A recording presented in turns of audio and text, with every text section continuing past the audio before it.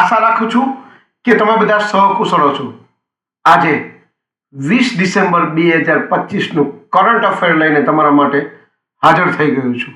તો ચાલો મોડું ન કરતા આજનો વિડીયો શરૂ કરીએ છીએ। એની પહેલા કહેવા માંગીશ કે ચેનલ પર નવા હો તો સબસ્ક્રાઇબ કરી લેજો। વિડીયો જો પસંદ આવે તો લાઈક કરી દેજો।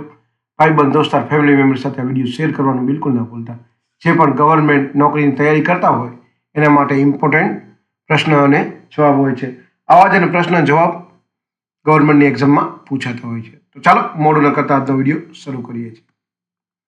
20 ડિસેમ્બર 2025નું કરંટ અફેર છે।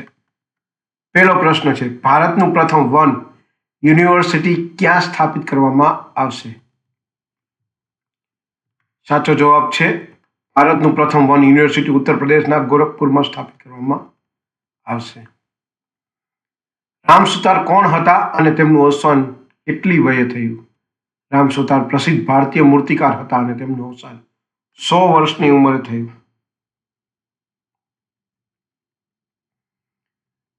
ત્રીજો પ્રશ્ન છે, વૈશ્વિક ડોપિંગ ઉલ્લંઘનના મામલામાં કયો દેશ પ્રથમ સ્થાને છે?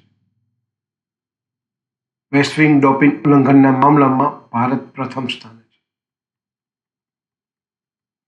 ચોથો પ્રશ્ન છે, ડેઝર્ટ સાયક્લોન સૈન્ય અભ્યાસનો બીજો સંસ્કરણ કયા દેશો વચ્ચે શરૂ થયો છે? સાચો જવાબ છે ડેઝર્ટ સાયક્લોન સૈન્ય અભ્યાસનો બીજો સંસ્કરણ ભારત અને સંયુક્ત આરબ અમીરાત વચ્ચે શરૂ થયો છે। પાંચમો પ્રશ્ન છે, ચાંગી એરપોર્ટ ક્યાં આવેલો છે અને તેને કયો સન્માન મળ્યું છે? સાચો જવાબ છે ચાંગી એરપોર્ટ સિંગાપુરમાં આવેલું છે અને તેને 2025 માટે વિશ્વનો શ્રેષ્ઠ એરપોર્ટ એવોર્ડ જાહેર કરવામાં આવ્યો છે। છઠ્ઠો પ્રશ્ન છે, તાજેતરમાં કયા ખાડી દેશે પ્રધાનમંત્રી નરેન્દ્ર મોદીને પોતાના સર્વોચ્ચ રાષ્ટ્રીય સન્માનથી સન્માનિત કર્યો છે? તાજેતરમાં ખાડી દેશ ઓમાને પ્રધાનમંત્રી નરેન્દ્ર મોદીને પોતાના સર્વોચ્ચ રાષ્ટ્રીય સન્માનથી સન્માનિત કર્યા છે।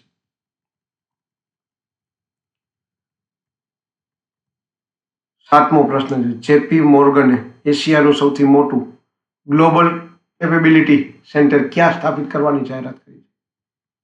જેપી મોર્ગને મુંબઈમાં એશિયાનું સૌથી મોટું ગ્લોબલ કેપેબિલિટી સેન્ટર સ્થાપિત કરવાની જાહેરાત કરી છે। એનસીઆરના ડાયરેક્ટર જનરલ તરીકે કોની નિમણૂક કરવામાં આવી? એનસીઆરના ડાયરેક્ટર જનરલ તરીકે સુરેશ ગોયલની નિમણૂક કરવામાં આવી છે। નવમો પ્રશ્ન છે, વર્ષ 2025 માટે ભારતની શ્રેષ્ઠ ઘરેલું એરલાઇન્સનો પુરસ્કાર કોને મળ્યો છે?